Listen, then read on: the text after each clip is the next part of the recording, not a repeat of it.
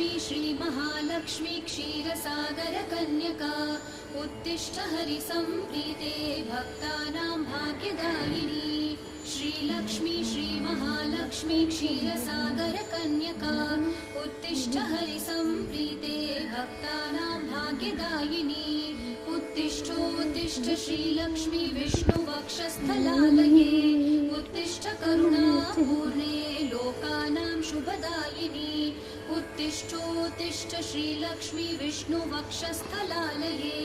उत्तिष्ठ करुणापूर्णे लोकानां शुभदायिनी